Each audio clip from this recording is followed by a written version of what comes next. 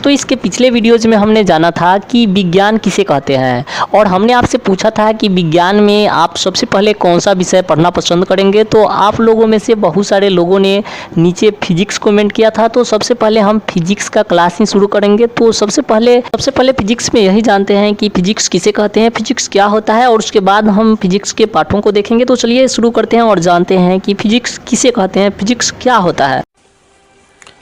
परिवर्तन ही जिंदगी है, कभी दिन की उजाले होती है तो कभी अंधेरी रातें, कभी इंसान बच्चा होता है तो कभी किशोर, कभी प्रौढ़ होता है तो कभी वृद्ध, कभी चमचमाती धूप होती है तो कभी बादलों की छाया, कभी वृक्ष हरे होते हैं तो कभी पतझड़, कभी घनघोर बारिश में बिजली चमकती है तो कभी साफ आकाश में इंद्रधनुष।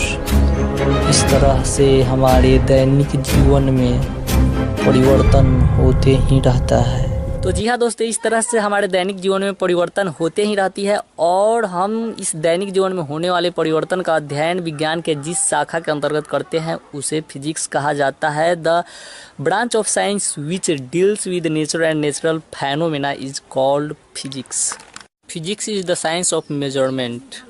भौतिक विज्ञान मापन का विज्ञान है। Mathematics is the literature of physics. गणित भौतिक विज्ञान का जननी है, इसलिए आप यदि गणित को नहीं समझ पाते हैं तो भौतिकी फिर समझ में नहीं आएगी।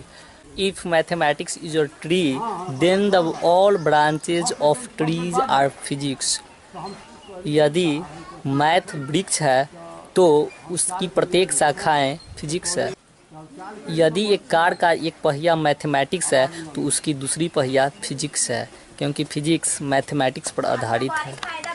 तो आज की इस वीडियो में बस इतना ही। तो इसके अगले वीडियोज में हम बिहार बोर्ड मैट्रिक के फिजिक्स के सभी चैप्टर को पढ़ेंगे। तो अगर उन वीडियोज को आप मिस करना नहीं चाहते हैं तो हमारे यूट्यूब चैनल BBM क्लासेज को जरूर सब्सक्राइब करें। Thanks for watching.